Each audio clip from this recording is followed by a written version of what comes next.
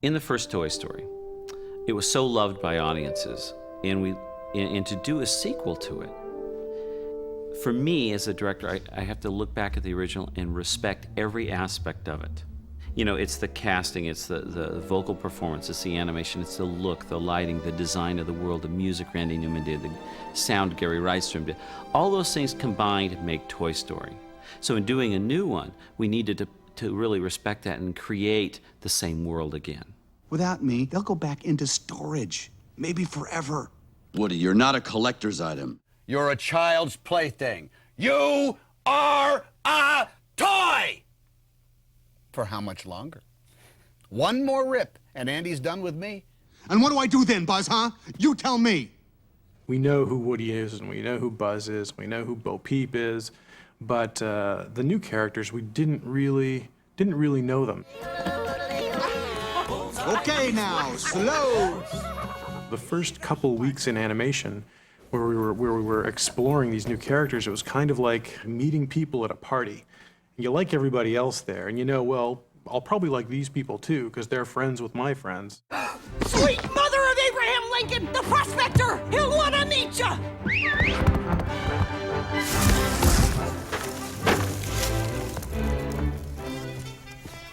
Say hello to the prospector! We have some wonderful new characters in this film, Jesse and Bullseye and the Prospector and Al the Toy Collector. At the same time, we've also expanded the scope of the first film. The first film, for the most part, took place in Andy's room and in Sid's house, with a brief little side trip to Pizza Planet. And in Toy Story 2, we're really all over the map. The anti-gravity sickness will wear off momentarily. Now, let's move! In Toy Story, we were very careful to design locations and in the story that were realizable, 5 years ago technologically. And we're much freer now to kind of take the camera where we need it to go to tell the best story that we can. And so you'll see things in frame that you just couldn't see in Toy Story because we couldn't do them. When we came up with the original idea of Toy Story, about the notion of toys being alive, the original pitch was, it seems like, so far from what the final Toy Story was.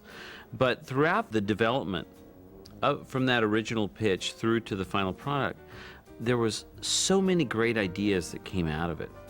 A lot of them made it into the first Toy Story, but a lot of them didn't. Two of the biggest losses, two of the most difficult things to cut on Toy Story were the opening Buzz Lightyear cartoon idea and the idea of a nightmare of showing Woody's fears. And when we cut them out, they just felt like they were so accurate from a certain perspective about the life of toys and kids. Hey, Woody, you don't glow. I don't think I like you anymore. We found we were at a point where nobody was really getting the emotion of how much he feared that he was at the winters of his years. And that's when we just, well, geez, the nightmare. If you just tweak the nightmare to put it that way, it does exactly what we thought it would do for us in Toy Story 1. I don't want to play with you anymore.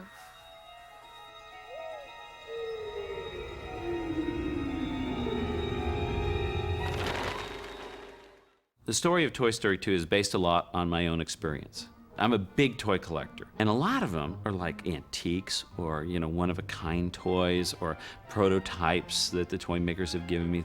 Well, I have 5 sons. 4 of them are little. They love to come to Daddy's work, right?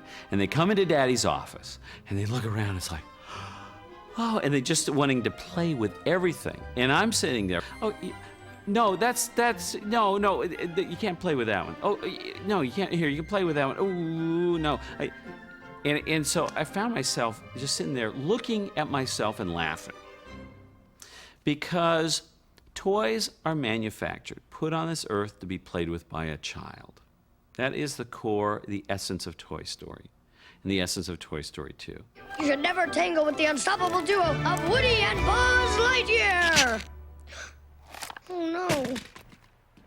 Andy, let's go. Molly's already in her car seat. But, Mom, Woody's arm ripped. Oh, no. Woody is going through a completely different life experience and learning process in this movie. He's learning about something they didn't face in the first movie, and that is the fact that kids outgrow toys. And a day is going to come when Woody is not going to be played with anymore. What's the point in prolonging the inevitable? We're all just one stitch away from here to there. Yard sale. Yard sale! We spend a lot of time really plumbing the depths of a toy's psyche.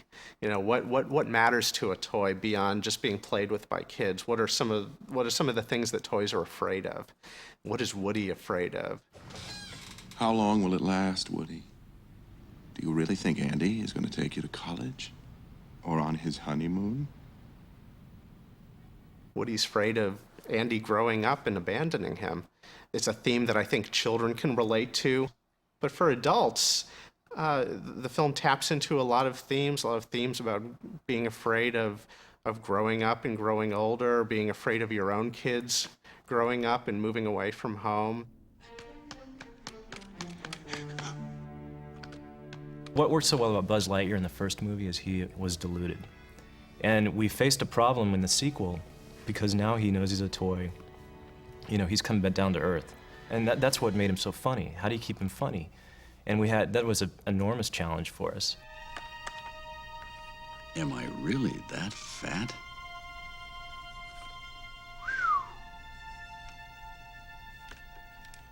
Ow! What are you doing? You're in direct violation of Code 6404.5, stating all Space Rangers are to be in hypersleep until awakened by authorized personnel. No. You're breaking ranks, Ranger. Buzz Lightyear to Star Command. I've got an AWOL Space Ranger. Tell me I wasn't this deluded. No back talk. I have a laser, and I will use it. Buzz and Woody are among the most beloved characters ever in an animated film. And I think part of why that happens is because they're created from the ground up. That you're not looking at real people, you're looking at created characters who become real. And they become real through their connection with your heart. I realized these characters live way beyond the boundaries of the film.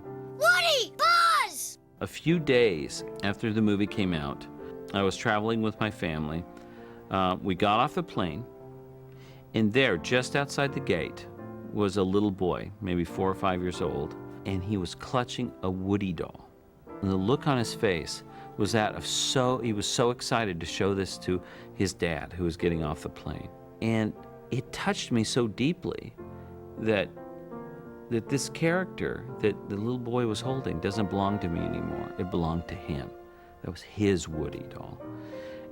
I have a lot of respect for that. And so when we did Toy Story 2, I always thought of that little boy and knew that we had to make Toy Story 2 great for him and for all the people that really love these characters.